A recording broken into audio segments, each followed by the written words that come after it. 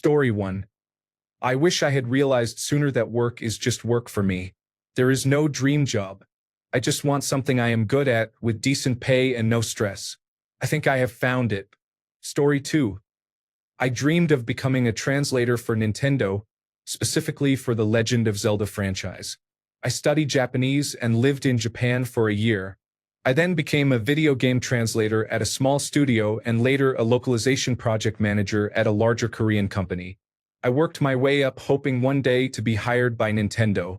Along the way, I lost passion for games, heard awful stories about working at Nintendo, and slowly realized that it was not the right job for me. Translators are often underpaid, and the whole thing is not as romantic as it seems. I decided to do something entirely different. I left the gaming and localization industry, and am now a very happy and well-paid product manager for an e-commerce company. I will never go back. Knowing Japanese, at least the bit that remains after not using it for years, is still a good party trick, so no regrets. It was a fun time, but it had to end. Story 3. I studied and worked as a video game developer. I experienced crunch periods, frequent layoffs, and general instability in the industry, and I decided it was not for me. I have worked in various industries trying to find something I want to do for a living. I concluded that I will never enjoy working, so I settled at an aerospace manufacturing plant that has been in operation since World War II and will probably spend the rest of my working days there. I have decided it is better for me to find fulfillment in my hobbies and relationships rather than in my work. Story 4. When I was in college, I was not an enthusiastic student. I barely kept my grades and spent most of my time partying. I hung out with a friend who played drums in a thrash punk band that was on the cusp of something. He taught me to play, and I turned out to be surprisingly good at the drums. One day, my friend broke his arm and the band asked me to substitute for him. I played about 5 shows with them and had a great time. While he was recovering, he ended up moving out of state and the band asked if I wanted to replace him permanently. I think about that moment a lot, but I changed my major and finished college. I now work in information technology for a large company, and I think it worked out for the best. In hindsight, the music was largely unlistenable and the band went nowhere. But there are days when I am overwhelmed at work and wonder what might have been. Maybe it is just age, but I do not think I could have kept it up for long. Story 5. I bounced around the lower levels of the film industry, earning nothing, $5 a day, or $8.20 an hour. I enjoyed most of the jobs and collected some great stories. But after more than 10 years of missed opportunities, losing jobs to people who were more connected, and not having enough to do, it was time to change. My 30s were approaching. I had less than 5 figures in the bank despite still living at home and having almost no expenses, and my romantic life consisted of admiring actresses from afar while being an ass to anyone who got close. I switched to teaching and mostly enjoy the work. I still tap into my skills occasionally and make films with my classes. Last year, I made many during remote teaching. I had the self-esteem and money to start dating and am now engaged to a woman I feel I do not deserve and have been trying to marry for months. I do not regret it, but I do miss it. Story 6. My dream is to have a comfortable and secure life. I am still working on it. Story 7. Turned out great, just not right at the moment as I am still job hunting after having to quit my previous job. Still no regrets, though. I went to college to become a 3-dimensional animator, something I had always dreamed about. I was top of the class and constantly won awards for my work. I honestly thought I was going to make it big. Then the final semester started and all the seniors were required to attend a special hiring event where many well-known companies were represented. I got my portfolio and resume copies ready, spent hours researching the companies and their projects, and rehearsed answers to common interview questions. It was devastating. No one would look twice at my work. I introduced myself, made some awkward small talk while they seemed disinterested, and as I walked away, they immediately put my portfolio in the stack with hundreds of others, not in the special pile. I switched up my approach. I began introducing myself by mentioning that I had a background in programming, which I did, thinking that might give me an edge. It worked. Suddenly, I was getting personal business cards, phone numbers, and emails, and my resume was placed in the special pile. At that moment, I realized I had gone into the wrong field. I was just a tiny, insignificant drop in a sea of artists, many of whom were much more talented than I could ever be. I finished my degree and returned to college to earn a Bachelor of Science in Computer Science. I got my first job right out of college from an internship I did over the summer. The job itself was heaven, and I really enjoyed it. It also helped that I earned well while I was there. I paid off all my student loans within 3 years and had plenty left to invest and put into savings. While it is difficult not having anything right now, I am hoping to find something soon. Side note, I still do three-dimensional work as a hobby. I am not nearly as good as I once was, but it is still fun and relaxing. Story 8. I feel like I made a temporary decision due to coronavirus disease 2019. I started working in landscaping and went back to college.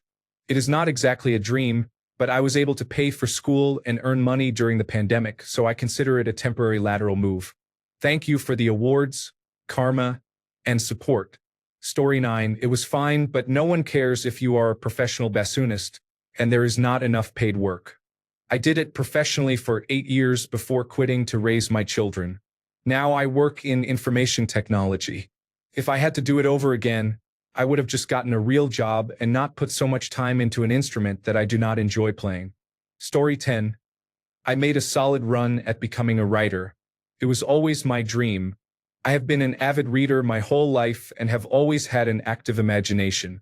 I studied English at university, read everything I could, and spent my 20s living and traveling overseas. I joined writers' groups, did an apprenticeship with an established author, and worked my ass off for years, both abroad and when I returned home. I even got a few short stories published. And I was miserable.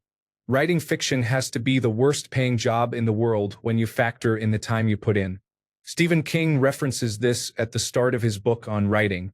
Writers like King are extreme outliers, and even he had to work a 9-to-5 job while writing Carrie. It is extremely hard to grind out a job all day, then come home and try to write all evening, or get up at 5 a.m. every day and write before work. Not only is it difficult to conjure up the energy you need to write when you are working around a regular life schedule, but everything else in your life slips away. You do not have time to work out. You miss out on spending time with friends and family. You are sitting at your desk or in a chair every night while your partner is watching television alone. And if you have children, good luck. I became overweight, depressed, and miserable. I developed back issues from spending 12 or more hours a day in a chair. I was not getting anywhere in life, and while it was nice to get published the odd time, I did not find the joy in my own writing the way I did in others. So I let it go. Now I have a great job, a nice house, and lots of time to spend with my wife and pursue my hobbies. I fixed my back issues and got in great shape until the coronavirus pandemic. I have grown so much as a person since then. No regrets. I do think about writing from time to time. I still read a lot, and I am sure that itch will come back sometime. It is not like being an athlete. Nothing says I cannot pick it back up at any other time. Many people asked how I fixed my back. Here is what I recommend. Mine started with soreness and tingling down my leg. I had a couple of bad episodes that I now know were the result of a compressed disc. This eventually devolved into full-blown herniated lumbar discs at levels L4 and L5. It was awful, one of the worst times of my life. The pain was excruciating and debilitating. I could not drive, and I slept on my living room floor for months. Work was awful, even with a standing desk, and I had no quality of life. Whether you are trying to heal a disc or prevent it from getting that bad, the key is decompressing and strengthening. You have to focus everything on those two things. Take pressure off your back by losing weight. I used a ketogenic diet, which also helped reduce inflammation. Using an inversion table every day. Doing decompression therapy with a physical therapist, though be careful and progress gradually because it can make things worse if pushed too far. Practicing yoga and other stretching exercises. Work on strengthening by reducing your schedule if possible and exercising daily. I went to the Young Men's Christian Association and worked with a trainer to do very basic strengthening poses and worked my way up. I also used the hot tub and sauna every day.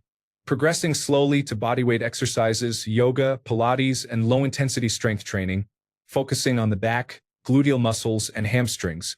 I rebuilt this part of my body, going from soft to strong. I remember my wife tapping my butt one day and saying, "Oh, that is when it sank in how effective the work had been. Give it time to heal. Use every tool you can, but go slow. Consider using cannabidiol and watch your diet closely to help reduce inflammation." It was a lot of hard work, but I did it and avoided surgery. By the time my turn came, I was healed, so I avoided the cortisone shot. In all, this was an 8-month process. I took painkillers at the beginning because the daily pain was intense. I was careful and controlled with them and stopped as soon as the pain subsided. If you can, avoid them altogether or use them only under strict supervision. The moral of the story is that you can recover from a herniated disc, even something severe, with hard and meticulous work.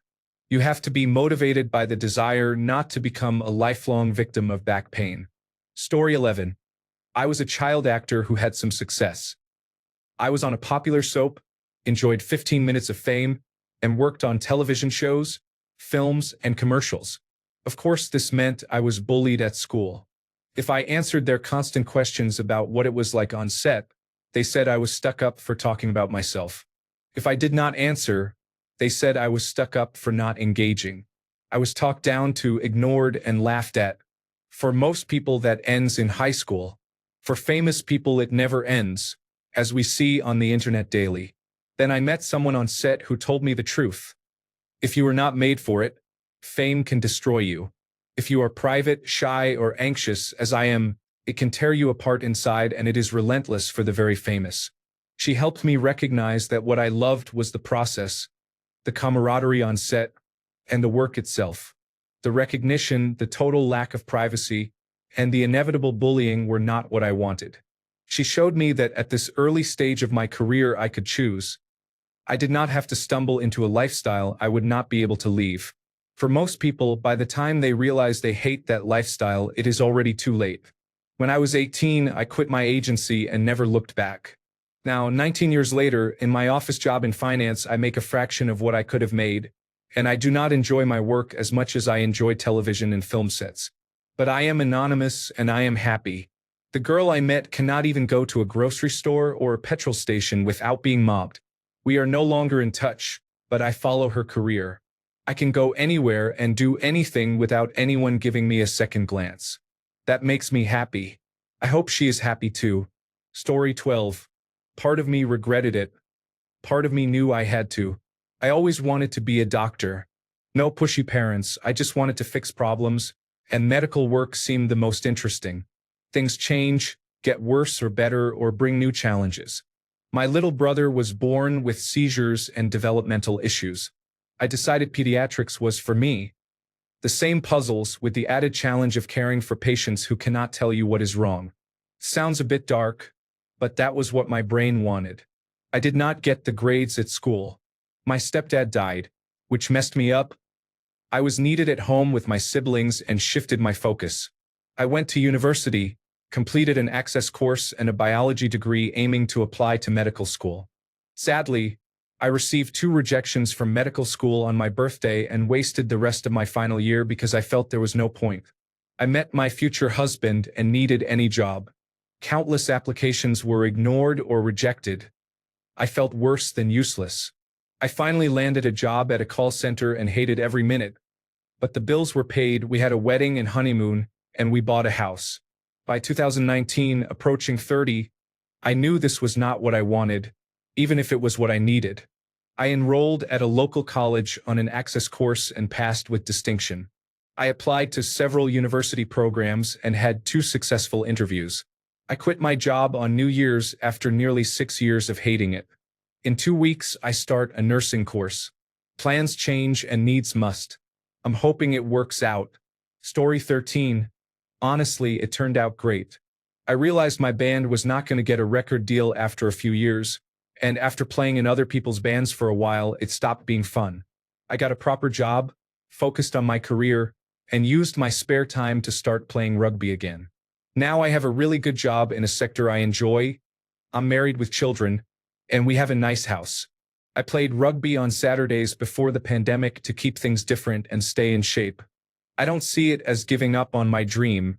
It was recognizing it was unlikely to happen. I'm fond of that period of my life, and having spent several years chasing that dream, I have no regrets or what-ifs about being in a band. Story 14. It went extremely well. I initially trained to be an actor. I was accepted into a company that toured Europe, but I decided it would set me on a path that would most likely not work out. I chose instead the more secure route and studied physics, which I also enjoyed. I had great ambitions to become a professor, but that dream died partway through my Doctor of Philosophy studies.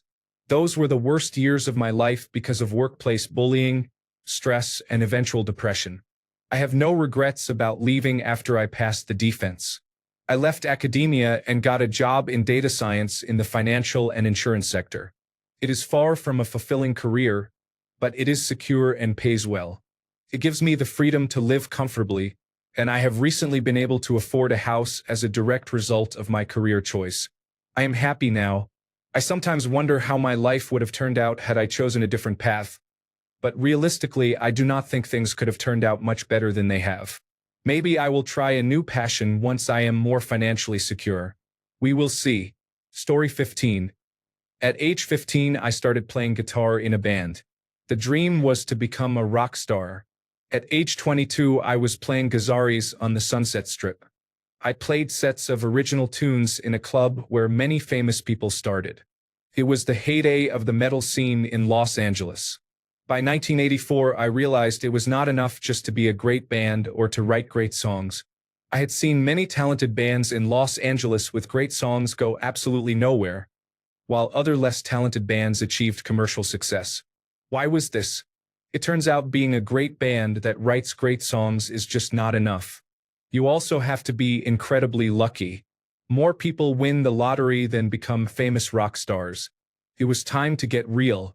I was 22 and I wanted stability, so I gave up my dreams and became an electrical apprentice. By the time I was 24, I was running jobs. At 27, I was accepted into the International Brotherhood of Electrical Workers as a journeyman electrician after passing the journeyman block test, which is accepted in many states. At 31, I became a master electrician and general foreman in the International Brotherhood of Electrical Workers. I then became the superintendent of a large union shop. Finally, at 33, I started my own electrical contracting business. At 41, I became completely disabled and was forced to retire. That was almost 20 years ago. I still have my Bray amp and my Les Paul in my bedroom, always plugged in, so I can pick them up anytime I want. Everything turned out okay for me. Thank you to everyone who replied. I cannot answer everyone, but I will address a few common questions. First, I was not hurt on the job. I have fibromyalgia. It started in 1986 and slowly took over until 2002, when my doctor told me I was not returning to work. The major symptoms of fibromyalgia are chronic pain and chronic fatigue. I thought I was just overworked and needed a break, but that was not the case. Forced retirement was difficult because I derived much of my self-esteem and income from my job. Playing guitar helped me adjust to not working. I do not have any recordings left. Most were in a box with guitar pedals stolen from my garage in the mid-1980s. My brother still has some reel-to-reel 4-track recordings, but he does not have a 4-track player to play them or mix them down. It was very nice to see how many of you had similar experiences. Hearing from you all was uplifting.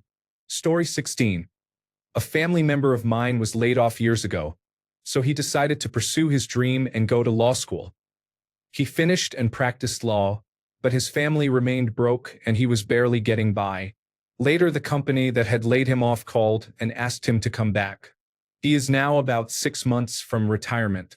I asked him if he regretted it, and he said absolutely not. He loved practicing law, but his current job provides much more money, benefits he would not have had as a lawyer, and a generous retirement package. When he has time off, he and his family can actually enjoy themselves. It is not his ideal career, but it was worth adjusting his goals when he was not working. Story 17. It is not a fancy dream like many others here. I dreamed of opening a childcare center for low-income families where I grew up. I went to school for early childhood education, took specialized courses in childcare administration, and worked as a teacher in daycare and in a private kindergarten. During that time, I became pregnant with my daughter and was making so little money, partly because of childcare costs even with an employee discount, that I left for an office job. I never completed my bachelor's degree, let alone the master's degree usually required to be a daycare director in my state.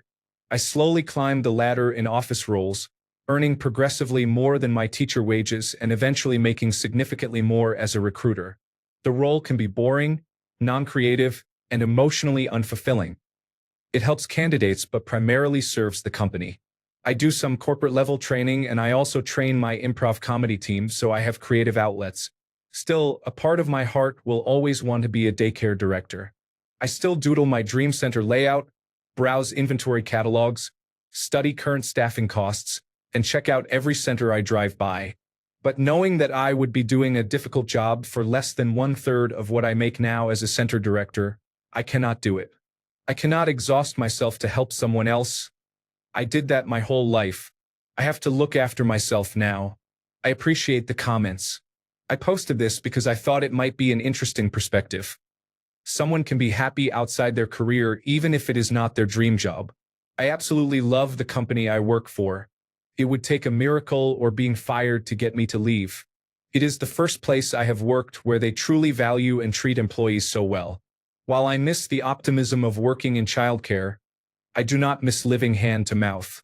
Currently, the highest paying daycare director job within 50 miles of my home pays $25,000 less than I make now. That is a massive pay cut. I would need at least 4 and probably 6 years of college to move forward, not to mention startup capital. I cannot imagine going back to school and spending what would be more than 3 years of a daycare director salary to get a degree in a field that pays significantly less than I currently make without a degree. I cannot put my family's financial stability at risk like that. That would set us back at least a decade. So while it hurts to let go of this dream, having a job that reliably pays my bills allows me to invest in my hobbies. I am part of a successful improv comedy team. I co-host 2 podcasts, and before the pandemic I taught improv to adults and children. I am still a teacher, facilitator, and director, and I am very happy. Unlike when I worked in childcare, I can afford vacations and time off. My advice: if you need to, set aside one dream to take a job that funds your other dreams. That is where I am, and I am happy. Story 18. Worked out well for me. I was a professional poker player in my early 20s. Not the glamorous people you see on television. Picture a man in a dark room dispassionately clicking between 4 low-limit screens, looking like he had not showered in 3 days. That description sounds sad, but it was actually great. I made my own hours and earned a very solid, dependable income. Because my living situation, income, and time were flexible, I moved across the country and lived with a friend and 7 other people who were far more social than I was. I became very social and outgoing for the first time in my life. It was basically arbitrage, and when the poker boom started to fade, I used similar strategies to supplement my income with sports betting. I quit for 3 reasons. First, I did not see a future. I am not a risk taker, and it was obvious I would have to accept greater risk to continue making a living as the online poker boom faded. Second, it was apparent that my job could be done better by a robot or someone with advanced programming and algorithms, so that was only a matter of time. Third, I met a woman. She is now my wife of 12 years. She had no problem with poker, but for the first time I saw myself wanting the suburban life with children and a picket fence. Poker was not fun anymore, and playing against drunk British players at 4 a.m. My time was not something I wanted to do for the next 30 years.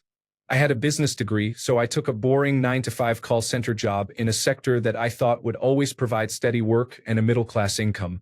My after-tax take-home pay was less than half of what it had been from poker and sports betting. Decision-wise, so far, so good. 10 years later, I am solidly in the kind of 9-to-5 pointless middle management job that many people would absolutely hate, but I am very happy with it.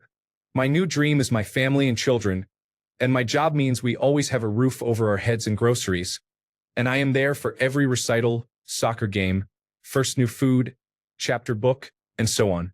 It may sound like a pointless dream to some, but it is one I chose. I am thankful that I pursued poker and was able to leave it when I was ready. Story 19. I came from a very traditional patriarchal Indian family. I was pushed into finance, made a lot of money, but was utterly depressed.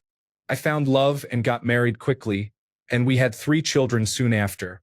I became a stay-at-home dad while my wife excelled in her field. It is the best career trade-off I have made in my life. Now I am whipping up the meanest batch of strawberry banana pancakes this morning. Story 20. I chased my dream for decades and achieved more than I expected. The thing is, I should have reevaluated long ago. I was chasing the wrong dream.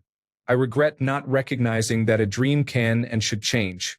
If you blindly pursue one dream, the finish line is not necessarily fulfilling. Story 21. I loved drawing and cartooning throughout high school and wanted to study it in college. On the advice of a counselor, I contacted someone in graphic design and spoke with them by phone. After asking about my classes, which did not include any art courses, and my portfolio, which I did not have, they paused and said I had not done the things required to pursue that path. Soon after high school, I trained as a radiologic technologist and ended up meeting my wife at work. I now work in computed tomography while she is at home with our baby. I still draw for fun and would not change a thing. Story 22. 18 months ago, I left my mediocre career as a stuntman for more secure work as a Department of Defense contractor. I now live in Japan with a healthy bank account and my wife can focus on her writing. Although I miss performing stunts, I enjoy my day-to-day life without worrying about finances or health insurance. I regret nothing. I worked as a stunt double for Gerard Butler and Michael Madsen, but it was time to move on to provide for my new family. Story 23. Summary. I went from being a professional musician signed to a label to working in information technology security. I make great money, but I am kind of miserable. I go back and forth, mostly regret. The COVID-19 pandemic gave me a strange new perspective on what is and is not worth pursuing in life. I was a professional musician from my late teens to my mid-20s. I got the degree, started a band, worked our asses off, and got signed to a label that later became notorious for ripping bands off. The name rhymes with prick story bread chords. I toured the country, played in front of thousands of people, recorded a couple of great albums, and played gigs several days a week for nearly a decade. The problem was that the whole time I did not make a single nickel. I was broke all the time. I did not officially move out of my parents' house completely until I was 24. I had apartments and roommate situations, but for many years I needed the safety net of my mom and stepdad, which was embarrassing. I remember the day I decided to quit the band. We drove about a 12-hour drive to Atlanta for a music festival, only to be told on arrival that we had been bumped from the bill. The promoter decided to compensate us with $100 for our inconvenience. $100 split among 5 guys. It was not worth the hard work anymore, living in a van and eating gas station food and military rations to survive. I quit the band soon after. Long story short, I transitioned into information technology security. I make 6 figures, own a house, have a wife and a top-of-the-line Nissan Armada Platinum in my driveway, and frankly, I could not be more miserable if I tried. I constantly get demands and criticism at work. Colleagues call me to fix things, ask for status updates, interrupt my honeymoon when critical software goes down, tell me I am not professional enough and need to work on my communication, praise that I finish my work independently but say it is still not enough and that I must be perfect, or tell me that I did 99% of my job perfectly but was useless because I did not send an email fast enough. Sorry, I got lost in the rant, but my point stands. I am half tempted to move to Las Vegas and work as a hired gun in a casino band. Those players make money hand over fist playing covers from the 80s. Story 24. It is strange. I thought I had given up pursuing my dream, but I achieved it much later in life. I work for Solis Animation in Toronto. I create 3-dimensional environments in Unreal Engine and use those environments to create backgrounds for 2-dimensional animation. I got that job at age 31. I am 36 now and have been very happy with this work because I spent my 20s doing really rough jobs. I once worked as a general laborer cleaning the few toilets used by more than 300 people. It was a nightmare. I also removed mounds of rubble, cleared broken glass, and risked asbestos exposure. It was actually great money. I thought I would be doing that work until my back gave out, but I went after my dream and got the job. At age 30, I quit drinking. That made the difference. Years of alcohol abuse had put me in horrible jobs that I most definitely deserved. Story 25. About 18 months ago, I left tertiary education in a creative field to accept a paid traineeship that I had applied for but did not expect to receive. The traineeship included a guaranteed transition to a six-figure salary, which I will reach in March. My annual salary will soon be more than twice what I ever expected. But every day that I go to work, I fantasize about leaving and returning to my creative career. I am still trying to balance my life and to have the best of both worlds, but my attempts so far have been challenging. Whether I am capable of doing both remains uncertain because my secure job consumes so much of my energy. Wish me luck. Story 26. It turned out the way it was meant to. After spending a few years pursuing my dream, the time it took away from my son and the lifestyle and dynamic it created were not worth the career choice. I initially thought I was setting an example for him that you can do anything you set your mind to and that you should follow your dreams. Ironically, my dreams changed while I was pursuing them. Working 60 hours a week, plus commuting, I did not have enough time to be a mother. So I quit chasing it, took a regular job closer to home, and met my husband a few months later. Now I am a stay-at-home parent, and when my degree is finished and my youngest is in school, I will have the same schedule as my children when I go back to work. I do not know if I gave up on my dream so much as it changed. I grew out of it in a way. I am glad I went for it because now I do not have any what-ifs and I am not romanticizing it as something it is not. Story 27. 5 years ago, I turned down a doubling of my salary and a sunny life at a huge company, working the perfect job for a woman. I had not known her for long. I was naive, but I had a feeling I should not go. Now I live with her, I am going to marry her, and we will have children. Sometimes I wonder what could have been, but I am actually happy now. Story 28. I spent years chasing my dream, and when I finally achieved it, I had a huge moment of uncertainty. What now? I realized that living a life of constant pursuit is draining. Story 29. I wanted to be a surgeon when I was a kid for the money and the ability to say, "Hey, look at me, I'm a doctor." I settled for being a nurse, and I do not regret it one bit. I have 4 days off each week and excellent job security, especially this year because of the coronavirus pandemic. Also, the hospital where I work has a Pokestop, so that is nice, I guess. Story 30. It turned out just fine. I regret nothing. When I was an arrogant young man, convinced that I was smarter than everyone else and that intelligence alone would translate to professional success, I dreamed of becoming a chief executive officer and making oodles of money. After a few years in corporate America, I realized first that being successful requires more than raw intelligence, and second, that making a lot of money in corporate America requires many personal and ethical sacrifices. I quit my job, traveled the world, and ended up moving permanently to a foreign country. 5 stars. Highly recommended. Story 31. My dream was to become an architect and start a company building unique, beautiful homes for millionaires. Just before I was due to start university, I got a woman pregnant. I dropped out and became a carpenter. Now I own a company building those homes without $200,000 in student debt. Story 32. The truth is your mind desires what it does not have.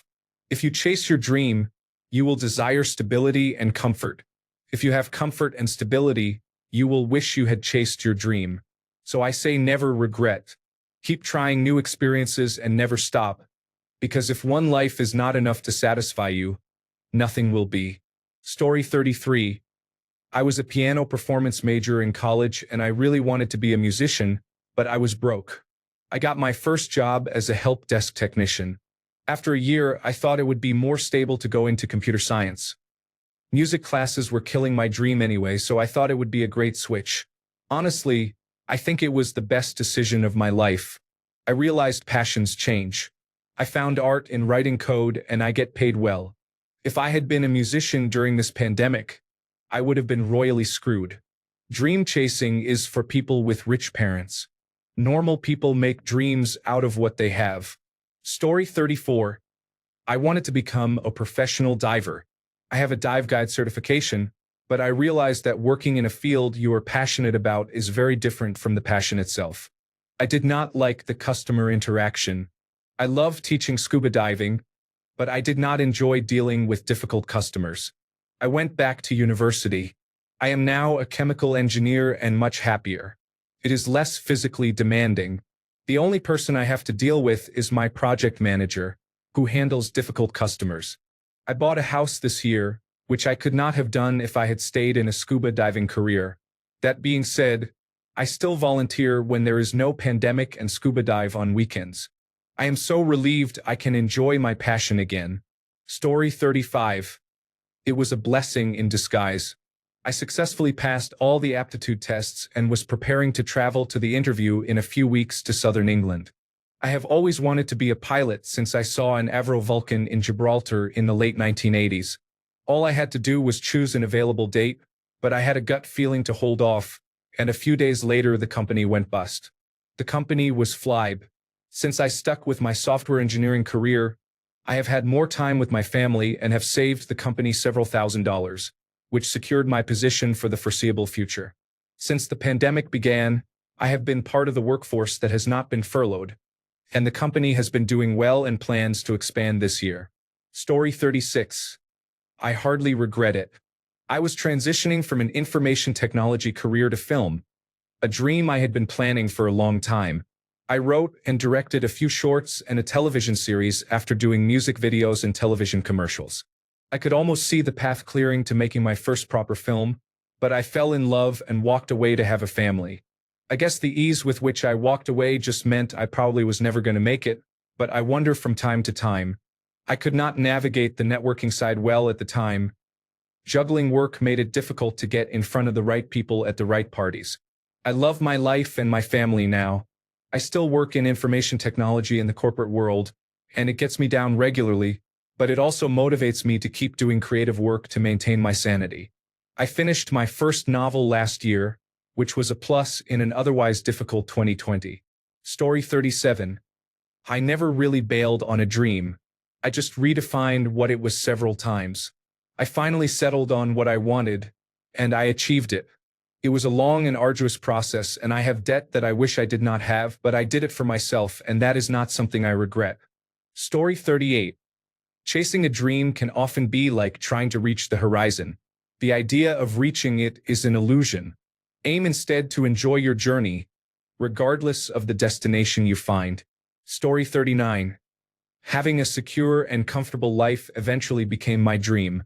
I had aspirations when I was young to go into music or writing, and I really did try for a career in those areas for a little while, but these are fields where deeply talented people, much more talented than me, work themselves to the bone for years with no guarantee of being able to support themselves steadily. Some people seem preternaturally able to do this through a combination of grit, work, luck, and a positive outlook, but I am not one of them. I realized in my mid-20s that I would never be happy living with so much uncertainty. I am fortunate to have eventually found a desk job that seems boring on paper but lets me solve interesting problems and work with smart people. The work is steady and pays more than I ever dreamed of when I was young. I am in my 40s and I still write and make music whenever I want. My life gives me space for it now. During the pandemic, I learned how to play a new instrument just for fun. When I make music or write now, it feels good, just like it did when I was young. My financial security is not tied to it. I can simply love it for what it is because it is beautiful and it makes my brain feel good. Story 40. I always wanted to be an academic in computer science. So I applied to universities in the United States because it is the cutting edge of my field. The first time I applied, I was rejected outright. I worked very hard on my profile and applied again.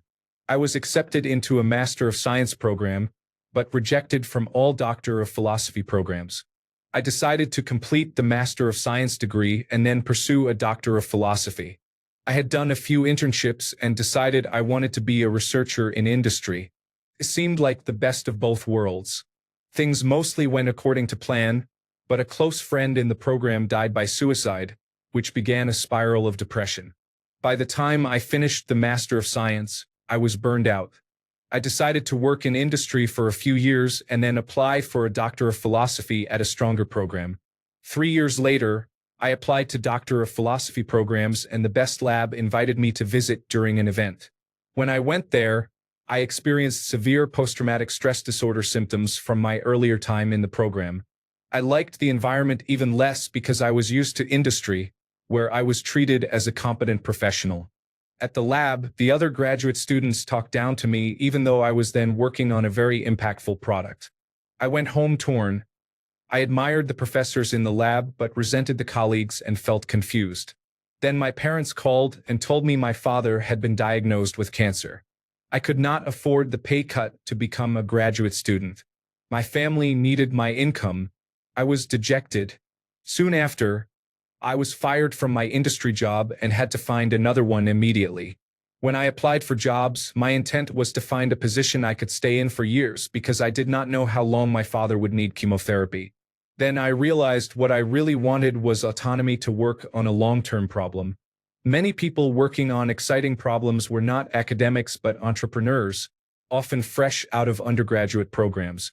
By then, my dream of being an industry researcher had become impractical. Many of my target employers had eliminated research roles or moved researchers into innovation teams with short time horizons, so they could not pursue long-term projects. A Doctor of Philosophy would not give me what I wanted. I found a job with a promising startup that worked on exciting problems and paid well. I have completely abandoned the idea of becoming an academic. Now I want to save enough money to take care of my family without having to hold down a stressful job. Story 41. I am financially secure, and I would assume that to most people it seems like a pretty idyllic life. Nonetheless, I am somewhat disappointed and often wonder what might have been. Story 42. For me, it was about finding other ways to still infuse my passion into everyday life. I always dreamed of being on Broadway and spent my childhood taking lessons and performing. I was fortunate to choose a regular college with a strong theater program instead of the full-on conservatories I had considered. After a semester, I changed my major and never looked back. I saw people I considered far more talented than I who were struggling to make it, and I did not want that life. Now I have a lifestyle where I can support the arts by seeing shows. I sing in a women's group, and I have a bucket list goal of appearing in one more community theater production. Keeping the interest alive in other ways helps turn regret into a fond memory of another time. Story 43. I wanted to become a psychologist, but did not have the grades to apply for graduate programs or a Doctor of Philosophy program. I also thought I could not make enough money in that field. I pursued a professional career instead. I make good money, but I find the work boring and not challenging. After 8 years, I decided to go back to school. I like helping people, and in my current job, I only help my company. I am taking classes to boost my grade point average and will apply to graduate school this year. I hope I get in. Story 44. From the get-go, after graduating from university, I left behind any dream of traveling and living abroad and started a stable career. I was very good at it, but a little over a year later, I quit that career. 7 months into the job, I felt lifeless. I was alive, but every day while driving my brand new car to work, I wondered if, by steering into the shoulder at high speed, I could die instantly. I began overeating and overspending. My body developed many health problems and I was in and out of the hospital. So I quit. I started traveling and have now lived abroad for over 2 years. I am happier and can work on finding stability later. Female, 27 years old. Story 45. I had to give up my dream of becoming a veterinarian because I could not afford college tuition. I went home and became a farmer like my grandfathers and my father. It went well until I got married and my ex-wife decided, after 7 years of marriage, that she did not want to be a farmer's wife and filed for divorce. That cost me about $500,000 and my farm in the mid-1980s. I went back to school to learn to be a machinist and toolmaker, and later I trained as a medic. I met a beautiful woman and married her. We raised 4 wonderful, highly successful daughters together, and we now enjoy 4 grandsons.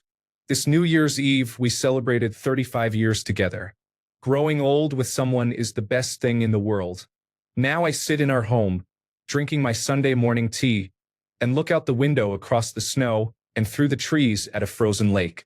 I realized this was the dream I had been looking for all my life. Story 46.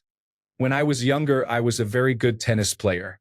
I played for the county and did well at national competitions. I was offered a place at an academy in Spain twice and received offers from other performance schools and academies. It would have been a dream to play at Wimbledon one day.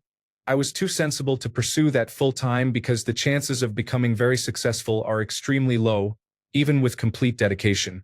I continued to play competitively, but tennis took a backseat to my studies. I am now a year away from finishing medical school and have no regrets. I still play in the United Kingdom Premier Division for my university, so tennis remains a big part of my life. Story 47. Not exactly what you are asking, but pretty similar.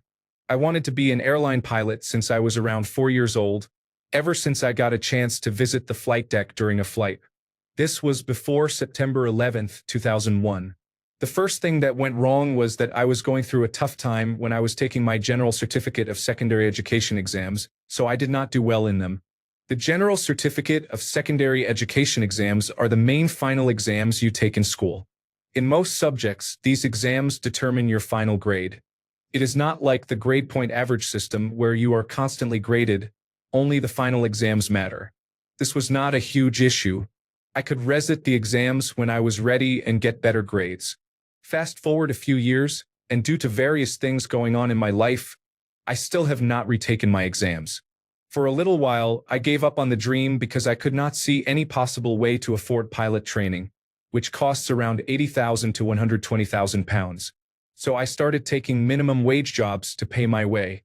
A couple of years later, I heard about a man from my local pub who was an electrician and was looking for an apprentice. It interested me, so I applied and got the job. I quickly learned that the average pay for an electrician on construction sites was about £1,000 a week, about £52,000 a year. A few years of training and then a few years of working could put me in the flight deck by the time I was 25. The dream chasing was back on. A couple of years into my training, I came across a cable I had never used before. It was a digital addressable lighting interface cable, which is used for lighting control. A normal power cable in the United Kingdom uses the colors brown, blue, and green and yellow stripes for the conductors. Digital addressable lighting interface cables have two more conductors, one red and one black. I could not tell the difference between the brown and the red conductor. At 23 years old, I heard what no aspiring pilot wants to hear for the first time in my life, that I could be colorblind. I thought it could not be true, since I can see colors and surely it would have been noticed earlier. I took practically every color vision test I could find online, and the results were unanimous. Red-green color blindness. To top it off, this meant I could not complete my apprenticeship as an electrician. So here we are today. I am now 3 weeks away from being 27. I work for the United Kingdom's most wonderful creation, the National Health Service. The pay is by no means great, but it is enough to get by, and I absolutely love my job. I could see myself staying here for the rest of my working life. But not a day goes by that I do not think, what if? It is often the source of my poor mental health episodes. It feels almost as if my purpose has been ripped away and I do not know why I am here now. In essence, I cannot fathom how one could walk away from their dream, because losing mine crushed me. It was not my choice to give up on my dream, and I hate it. I would give anything to be up there. Thanks a bunch for sticking around till the end of the video. Remember to subscribe, and until next time, stay awesome and goodbye.